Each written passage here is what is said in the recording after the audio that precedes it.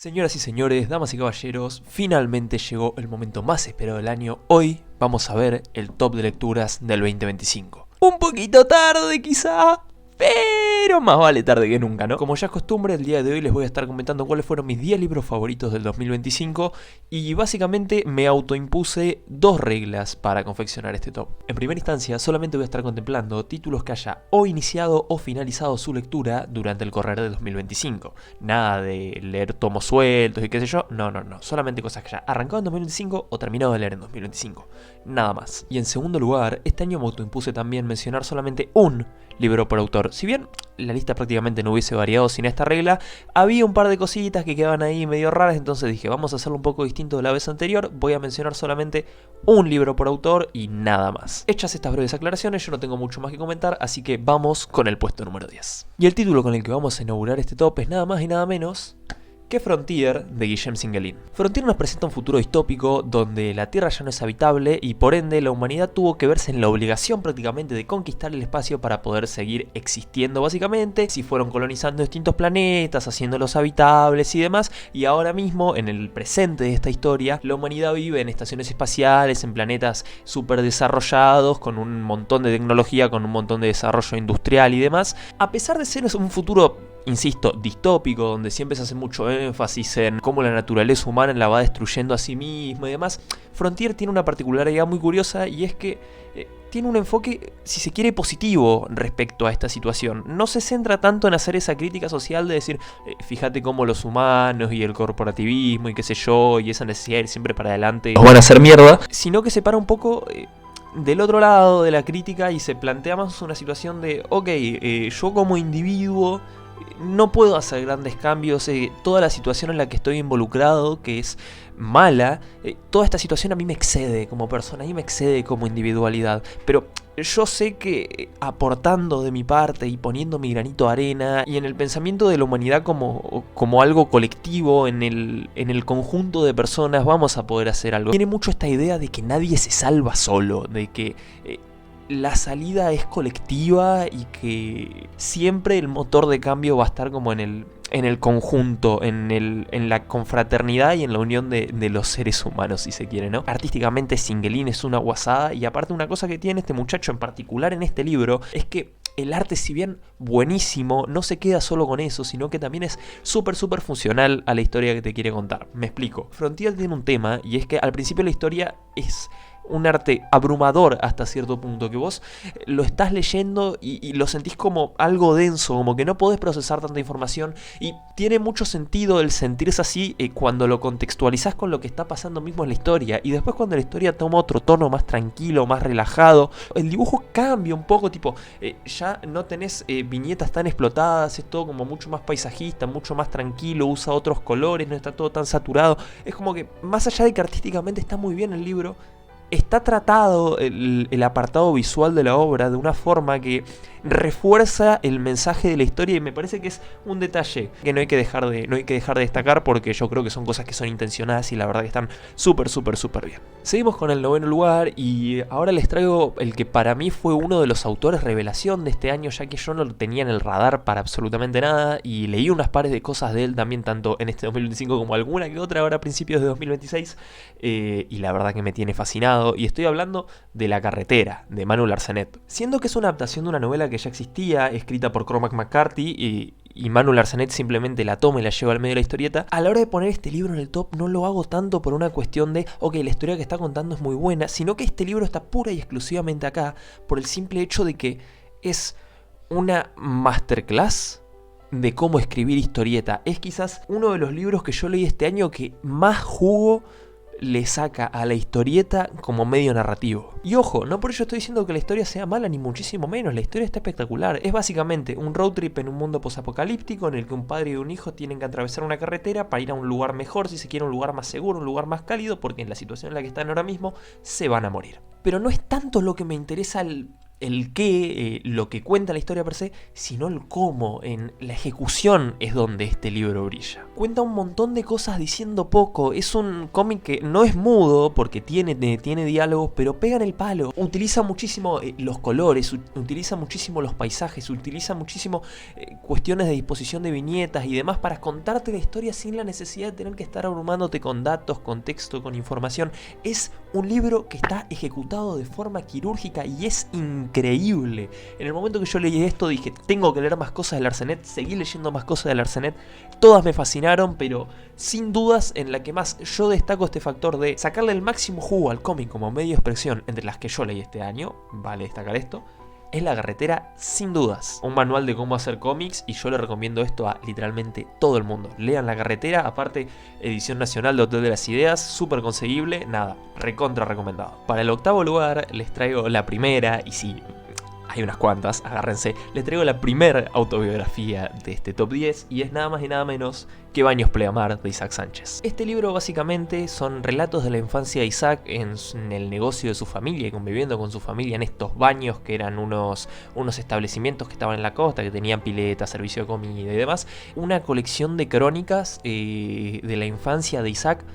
O al menos eso podés entender vos al principio de este libro. Lo arrancás a leer y decís, ok, simplemente son fragmentos de su infancia, recuerdos de su infancia, hay cierto factor nostálgico y no mucho más. Esa es como la primera impresión que te da el libro, pero a medida que vos vas avanzando por la historia de Baños Pleamar, es como que todo lo que te fue contando y que podía parecer trivial o banal, se va cayendo un poco por su propio peso y va tomando importancia por su propio peso. Porque al final, todo ese trabajo de ir contándote esas historias, de ir planteándote esas crónicas, lo que hace es como reforzar ese factor nostálgico y hacerte vos un poco partícipe de la vida de Isaac, ya que este no deja de ser un libro sobre recuerdos y es realmente ahí donde está el valor, porque Baños Pleamar termina por ser una historia que se convierte en una carta de amor a la familia de Isaac, escrita por el propio Isaac. Es un libro increíble, costumbrismo en su más puro estado, lleno, cargadísimo de un factor nostálgico, narrado súper bien. Tiene esa cosita de autobiografía que les he comentado a lo largo del año que a mí me fascina y que van a ver reflejado en la lista de hoy que a mí me fascina.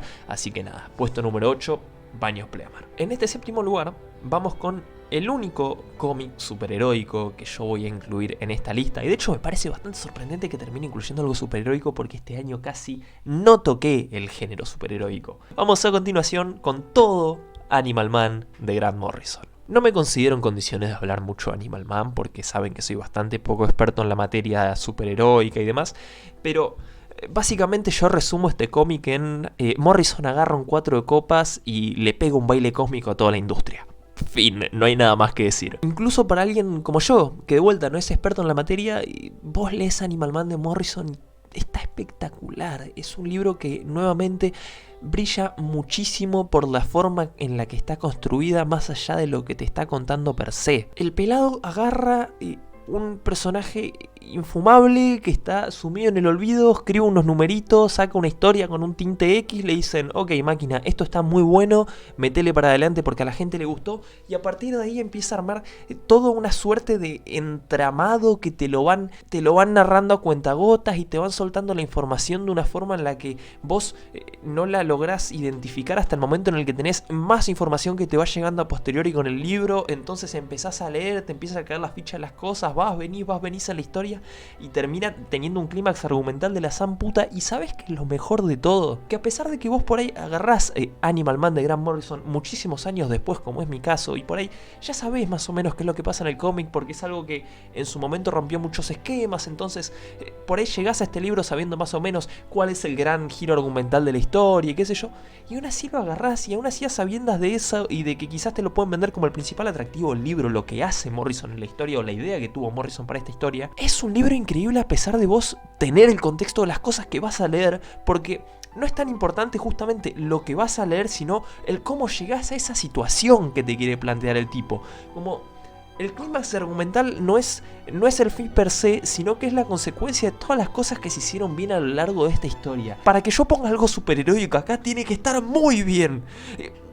O sea, 2025 fue un gran año para mí. Leí cosas muy buenas. Y así como el año pasado, no fue tan un gran año para mí. Porque, qué sé yo, me costó armar el top 10. Entonces, hubo varias cosas superheroicas muy buenas que entraron en el top. Y que me gustan un montón, insisto. Este año era más complicado que algo superheroico entre en mi top 10. Porque leí muchas cosas buenas. Y aún así esto se logró plantar acá porque está espectacular. De a poquito quiero seguir leyendo cosas de Grant Morrison. Es un tipo que es un drogadicto. Y ellos saben que yo con los drogadictos y con los esquizofrénicos me llevo muy bien. Este año leí Animal Man, me encantó, me voló la peluca y por eso lo tenemos en este séptimo lugar. Pasando al puesto número 6. No podía ser de otra forma, o sea, era inevitable que esto sucediese y ustedes lo sabían. El puesto número 6 es para Medalist. Señoras, en serio, ¿qué mierda quieren que les diga? Es un libro que trata básicamente sobre vivir con la pasión como motor de acción. O sea, a mí ya con eso me comprás. A diferencia de los casos anteriores donde les mencioné mucho que primaba el cómo por sobre el qué. Acá es 100% el qué lo que estoy primando. Es como que nada, es una nena que quiere cumplir su sueño y que vive con pasión y hace todo en función de esa pasión. Soy un tipo muy sencillo, a mí con eso me comprás. Yo leo Medalist con una sonrisa de oreja a oreja absolutamente todos los días del año. Es increíble, me la paso muy bien leyendo Medalist y de vuelta. Es algo súper simple, es algo, no te voy a decir banal, pero no tiene mucha vuelta, no es una trama compleja, es simplemente una nena cumpliendo su sueño y me encanta, culiao, que quieren que les diga, me encanta. Tiene como esa forma de plasmar ese sentimiento de amor a lo que uno está haciendo en página y hacerlo de una forma preciosa que... ¿Qué les voy a decir? Seguramente es lo más cercano que vayamos a estar jamás en la vida de tener Dancer publicado en este país. No podía no estar Medalist en este top, listo, o sea, ya está, lo dije, era obvio que esto iba a suceder. Ahorrémonos este momento porque ustedes sabían que iba a pasar, yo sabía que iba a pasar y está todo bien, porque Medalist es espectacular. Lean Medalist, la concha de su madre. He de decir una cosa antes de pasar al quinto lugar. Entre el top 5 de este año pasado y el bottom 5 hay como unos pares de escalones de diferencia. Estos libros que les comenté hasta ahora son libros que me gustaron un montón, que me encantan, me fascinan y sin dudas entran en mi top 10 de lecturas del año. Los 5 libros que vienen a continuación entran en un top de lecturas de toda mi vida. Vamos con una obra de la que me han escuchado hablar hasta el hartazgo, por lo cual, mentira, sí, me voy a repetir porque para eso está este top. Blankets, de Craig Thompson. Es seguramente el libro que hizo que este año yo me termine enamorando de las autobiografías como concepto. Y sí, ese guión está escrito y está grabado, ya va a salir, denme tiempo. Blankets es un libro sobre la familia, es un libro sobre la fe, es un libro sobre amor. Blankets es un montonazo de cosas a la vez y que aún así, a pesar de ser un montonazo de cosas a la vez, ninguna de ellas me parece suficiente, ni me parece que le haga justicia a la hora de tener que etiquetar a este libro. Porque básicamente si hay un motivo por el que este libro brilla, es por este señor de acá. Toda la introspección que hace Craig Thompson respecto a un montón de pilares fundamentales de su vida en este libro es, pero para chuparse los dedos por cómo está narrado. Es a nivel de argumento es espectacular, a nivel gráfico es espectacular, a nivel de cómo cuenta la historia es espectacular. Es simplemente increíble, es un libro hermoso que vos me decís, ok, me da igual que tanto de realidad, que tanto de ficción, que tanto de romantización de las cosas haya acá. Está contada de una forma tan gloriosa esta historia que te enamorás de Blankets. En ningún momento quiero decir que me veo reflejado en algunas cuestiones porque no lo voy a decir. Ustedes lo escucharon, pero yo no lo dije. Blankets es un libro hermoso, es un libro que le recomiendo a absolutamente todo el mundo y que, de vuelta, el principal culpable de que yo a día de hoy esté tan enamorado de las autobiografías como concepto. Y a puntito de entrar al podio, tenemos el siguiente título que también... otra de mis revelaciones de este año, otro de los autores que quiero leer absolutamente todo lo que publique.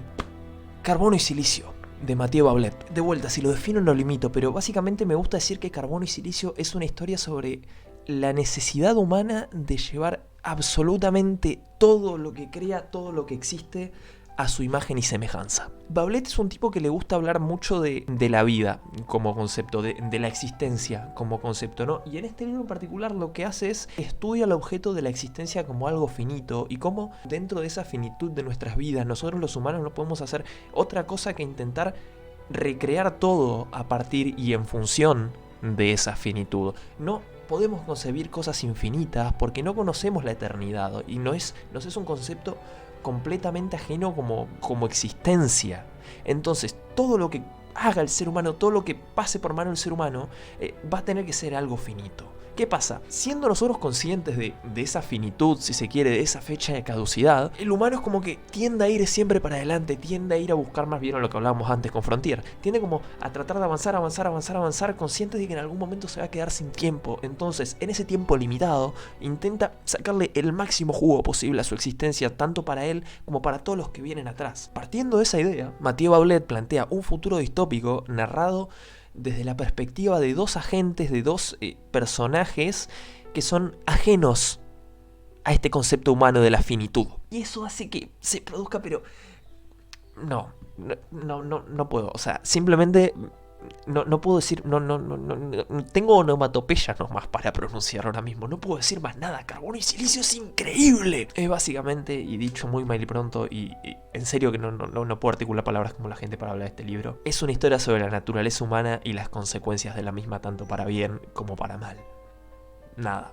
Lean Carbono y Silicio, no se van a arrepentir. Se los he comentado ya en múltiples ocasiones, mismo hoy lo he comentado en múltiples ocasiones, que el 2025 fue un año que estuvo muy marcado por las autobiografías en lo que a mi historial de lecturas respecta. Y es por ello mismo que esta medalla de bronce se la va a llevar la que probablemente sea mi autobiografía favorita de todo el año pasado. Y estoy hablando de Se está muy solo en el centro de la Tierra, de Zoe Thorwood. Seguramente este sea el libro más egoísta pero sincero que leí en todo el año. Hay un tema acá con la autobiografía Zoe, y es que no hay que entenderla como una historia per se, sino que hay que pensarlo más como una catarsis de la autora respecto a su propia vida, respecto a sus propios problemas. La flaca vomita todas las cosas que tiene en la cabeza y las plasma en página de una forma, quizás no es la forma más homogénea del mundo, pero es crudísimo, es impactante y a mí me encanta. Sé que no es un libro que le recomendaría a todo el mundo porque de vuelta carece de un montón de aspectos propios de una historia disfrutable, porque no está pensado como tal, sino que el libro funge más como herramienta para la propia autora que como historia a ser narrada.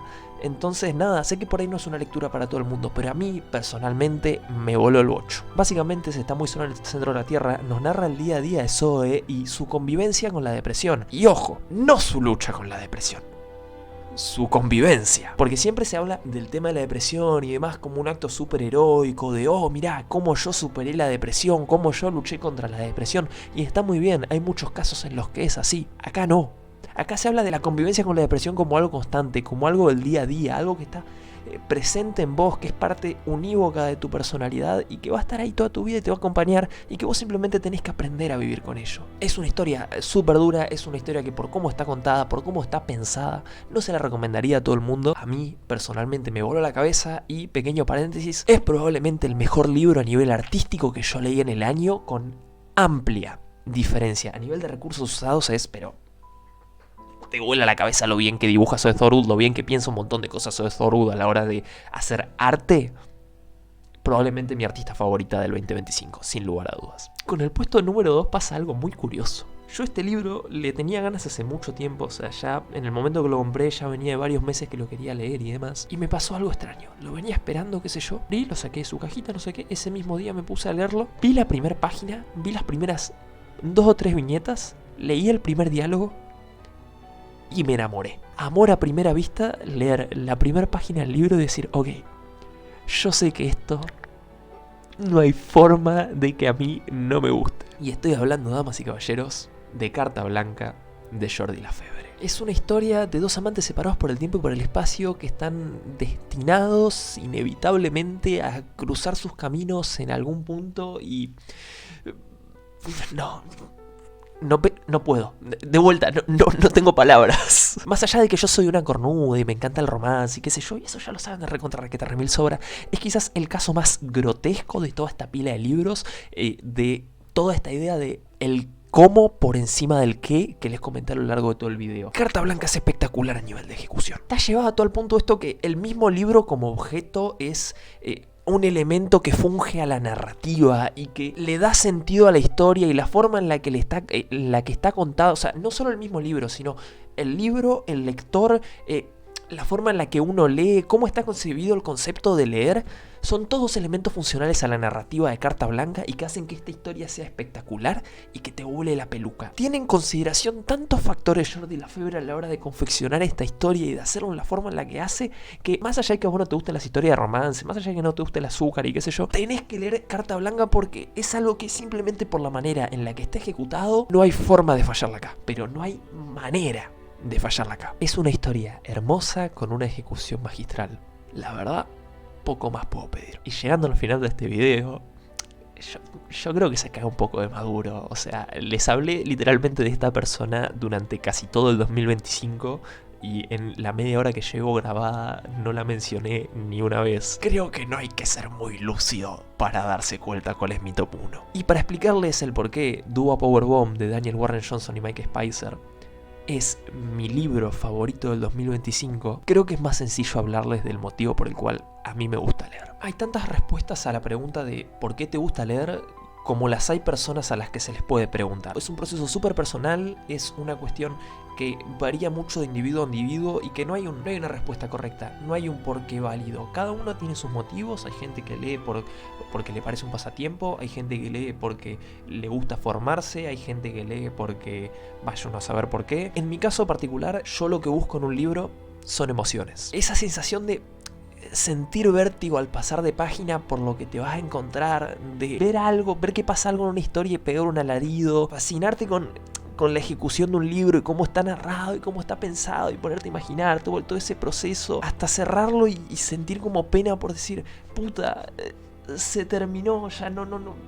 Sentir como que extrañas a los personajes que acabas de conocer en ese momento. Todos esos sentimientos y un montonazo más que no podría llegar a mencionar porque tengo para un rato largo, son los motivos por los cuales yo leo. O sea, sin ir más lejos, que me pase esto de tener que explicarles por qué me gusta un libro y no tener palabras, que simplemente me salgan onomatopeyas y no poder articular bien lo que quiero decir porque es como tan puro y primitivo el sentimiento que me genera lo que acabo de vivir que no lo puedo poner, tipo, no lo puedo verbalizar. Eso es lo que yo busco en los libros. Y Dua Powerbomb es quizás el caso en el que más fuerte fue esta experiencia de encontrarme con sentimientos en una historia. Fue quizás el libro de entre todas las cosas que yo leí en este año 2025 que fue espectacular en cuanto a lecturas, es el libro que más me hizo sentir. Es una premisa banal, recontra requete remil pochoclera, pero ejecutado de una forma increíble, con un guión espectacular, con un dibujo de la zamputa, con un color de la zamputa, con un montón de cuestiones que vos decís,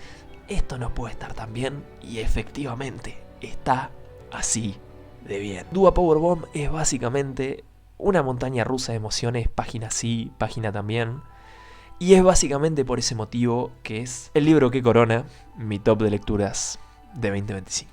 Y con esto básicamente damos por finalizado el repaso de los que fueron mis libros favoritos del pasado año. Fue un año espectacular en cuanto a lecturas, no se hacen una idea de la cantidad de títulos que me fascinaron, que se me cayeron del top 10, pero tenía que elegir 10. Estas son las 10 y la verdad es toda una locura. O sea, no tengan presente el orden y qué sé yo.